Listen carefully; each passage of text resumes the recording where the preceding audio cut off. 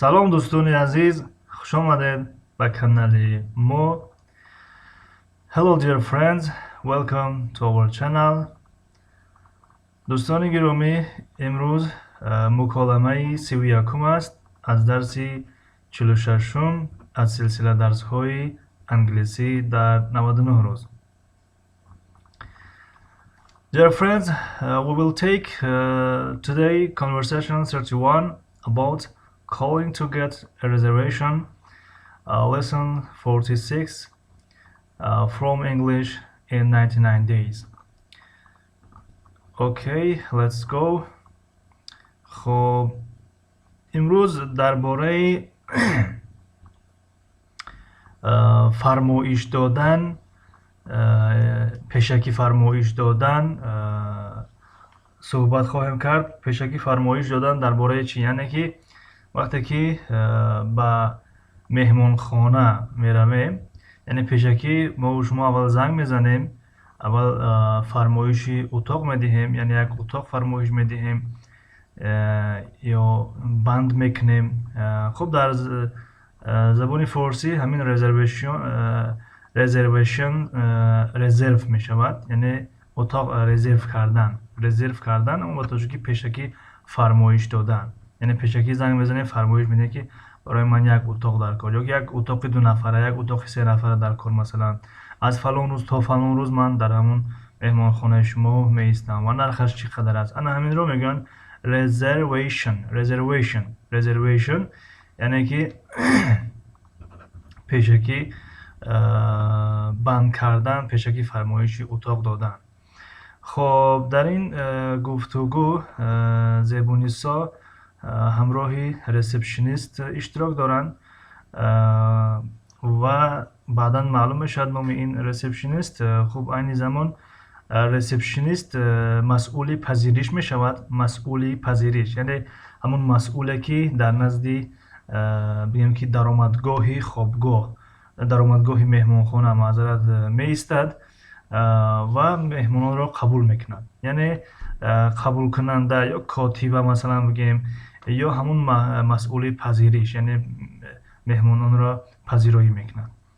خب زبونیسا زنگ میزند. خب اینجا صحبت تلفنی است.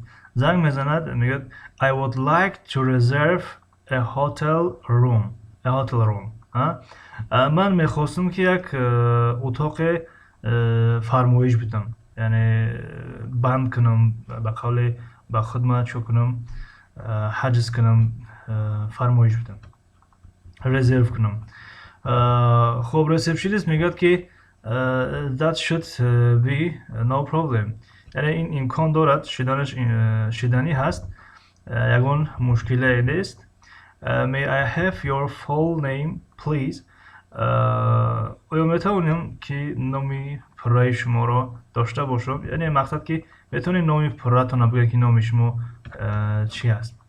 نامی پره مثلا همون نام نسب در نظر دارن. اگر نام به تنهایی میگفت May I have your name، اینجا نام به تنهایی لازم بود، اما در اینجا با پرگی پرسیده است full name، یعنی نامی پره، نامی کامل. و زبونیسا میگه my name is زبونیسا نیسایبا. خب در اینجا زبونیسا و نیسا از همون آخری کلمه نام زبونیسا گرفتیم و نیسایبا کردیم. اگر همین نام و نسب در یکم کس اگر توگره گرفت، بنابراین ما یکم کسی معین رو، یکم شخص معین رو در نظر نداریم. همین خیلی از پیش خود همین نام انتخاب کردیم، زبونیسا باز نیسایبا. خب گفت که نام من زبونیسا نیسایبا هست و ریسپشنیست همون مسئول پذیرش میگه Hello Miss زبونیسا, my name is زولفیا. میگه سلام خانم زبونیسا، نام من زولفیا است. یعنی که این مسئول پذیرش، این کاتبه خودش معرفی کرد الکی و میپرسد که What days do you need that reservation? What days do you need that reservation? کدام روزها رو شما احتیاج دارید، نیاز دارید با فرمایش پیشکی؟ یعنی مقصد از این سوال این است که شما چند روز ایستادنی هستید در بگیم که گسنیسه ما، مهمان خانه ما، یعنی با چند روز احتیاج داره، با چند روز نیاز داره. یعنی و زبونیسو میگه که I am planning to visit Dushanbe from Friday April 9 until Monday April 12. من با نقشه دارم، نقشه کشیدم که با دوشنبه روم از روز جمعه تا روز دوشنبه، از روز جمعه 9 اپریل تا روز دوشنبه 12 اپریل. یعنی اینجا کلمه دوشنبه دو بار تکرار شده است. یکمش کلمه دوشنبه یعنی شهر دوشنبه در نظر داریم. I am planning to visit دوشنبه. من با نقشه دارم، نقشه کشیدم که با دوشنبه روم from Friday April 9 از روز جمعه 9 اپریل until Monday April 12 تا روز دوشنبه 12 اپریل. و مسئول پذیرش، همون پذیرش receptionist میگه که our room rates recently went up. Is that okay with you, میزبانیسا؟ میگه نرخ‌های اتاق‌های ما، نرخ‌های حجره‌های ما یک کمی بلند شدن، یعنی مقصد که قیمت شدن.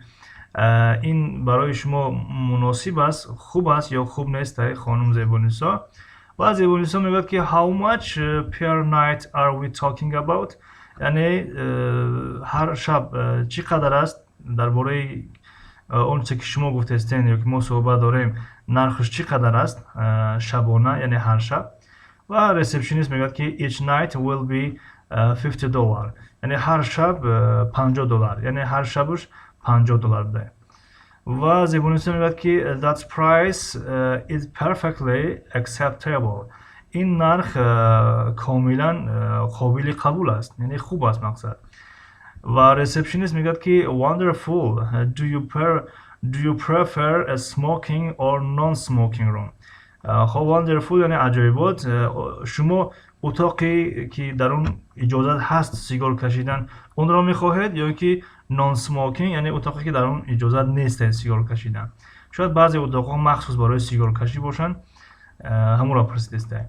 و زبونیسا میگه که نان سموکینگ پلیز، یعنی اتاقی که در اون سیگار کشیده ممکن نباشد، یعنی من سیگار نمیکشم مقصد ده. و ریسپشنیست میگه اوکی میز زبونیسا your reservation is in our computer. خوب خانم زبونیسا، فرمایش شما الکی آماده است در کامپیوتر ما. All we need now is a phone number. اون چیزی که ما باید که احتیاج داریم حاضر این رقم تلفنی شما است. زبونیسا میگه که certainly حتما یعنی البته my phone number is 955 555 55 55 55. یعنی یک رقم هم خیلی بگیم از پیش خود نوشته. میگه رقم تلفنی ما 955 555 55 55 55. و ریسپشنیست میگه thank you میز زبانیسا. we look forward to seeing you in دوشنبه. تشکر خانم زبانیسا، ما شما را بی‌صبرانه انتظاریم که تا که شما را در دوشنبه ببینیم. خب این بود گفتگوی امروزه. خب یک چیز دیگر، وقتی هنگامی گفتن رقم تلفن میتونیم بگیم که 955 555 55 55، یعنی که با توجیه اگر بگیم 955 555 55 55 55. این خیلی میشه که رقم تلفن بگوییم. خب این بود درسی امروزه. در همین جا بله تمام شد درس امروزه. تشکر زیاد از یک شما دوستان گرامی، اون کسانی که کامنت نوشته هستین، اون کسانی که لایک گذاشته هستین. ما خیلی خوشحال هستیم از لایک ها و کامنت های شما. حتما دستگیریتون رو فراموش نکنین و باز همون جقیدن لایک نیز از خاطر نبرورین و اگر پیشنهاد گفتنی داشته باشین در زیر کامنتاریا در زیر شرح نویسین، حتما کامنت های شما را جواب میدهیم. تا درس های نوبتی موفق و کامیاب و سربلند باشین و گفتنی هستیم که goodbye, see you next class.